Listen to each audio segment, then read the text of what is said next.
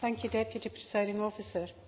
The rising rate of obesity is alarming and it threatens to wipe out the health gains made by many years of work aimed at reducing heart disease and smoking. It's also a complex issue, especially when dealing with young people. Young people need a balanced diet in order to develop properly, and therefore extreme dieting can cause them health problems later in life. We also need to be aware of the stress placed on young people to conform to certain images, and this is especially a problem with girls, but it's becoming an increasing problem with boys too. Therefore, we need to be careful that in tackling obesity in young people, that doesn't give the impression that super skinny is good and lead to problems with eating disorders. We cannot afford to ignore these life-threatening issues. I'm concerned that there's a general lack of knowledge in Scotland about nutrition, and this means that people can't make informed choices. People are also unsure about how to cook certain food, and our society depends heavily on convenience food, which tends to be less nutritious and more expensive. To change this, we need to return to teaching cooking and nutrition in school to ensure all young people are equipped with the knowledge they need to make healthy choices. The loss of healthy living centres also impacts on this, as we have a generation of people who are now parents who lack knowledge of nutrition, and it should be no surprise that their children are growing up to become increasingly obese. Their parents don't know about a balanced diet and they're unable to provide it, far less pass that knowledge on to their children.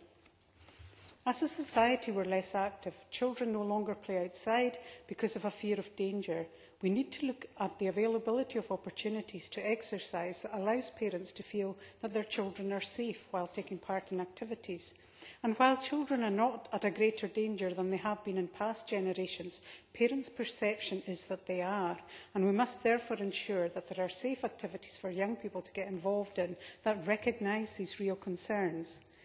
Many of these organised activities come with a price tag, again disadvantaging those on lower incomes. These organised activities are also less common in deprived areas because of the lack of demand, because of the costs involved. In our society, there's also a lack of tolerance of the noise children make when they're playing. No ball game signs spring up in residential areas. These same estates have no play areas, and if they do, they're deemed unsafe, and it's little wonder we have an increasing problem.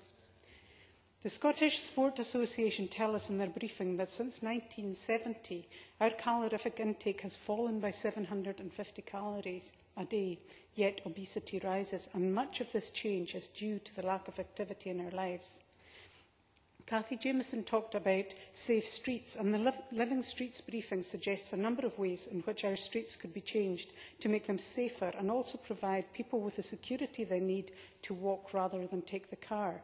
Lower speed limits in residential areas are one such idea, and the last government carried out a lot of work creating safer routes to school, and this work must be built on to get people out and about. There is also an issue about encouraging young people to get involved in activities. Young girls are notoriously difficult to get involved.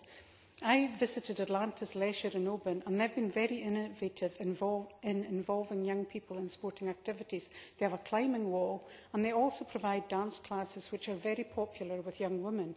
In order to engage young women in physical activity, this needs to be provided in a format they're happy with, and dance is one very good example. However, the facilities around sports centres also need to be geared towards their needs. Often communal showers and changing rooms are provided, and they're off-putting to young teenage girls who are at an age when they're very self-conscious.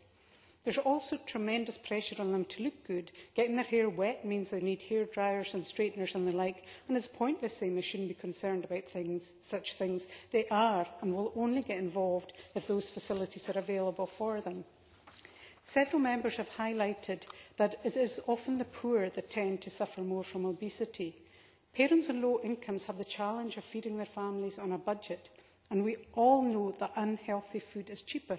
Compare the cost of sausage roll and chips to that of chicken and vegetables. It's not hard to see why those choices are made. If fruit and vegetables were more affordable, then parents would buy them for their families, and there must be a way of making them more available more cheaply for those low-income families. Projects such as Good for You in Wester Ross are also good examples of how a community can come together and help each other access fresh vegetables. This project allows people to rent polytunnel space and work with others, planting and growing their own food. And in other areas, as we've heard before, there's a rise in the number of people looking for allotments to grow their own vegetables. But this seems to be in the more affluent areas rather than in the areas where there is most need. Therefore, projects such as Good for You should be rolled out into more urban communities. Obesity increases the risk of type 2 diabetes, high blood pressure, heart attack, colon cancer and angina. The cost to the health service is huge, both in treatment with the associated diseases, but also in the increasing cost of drug treatment for obesity itself.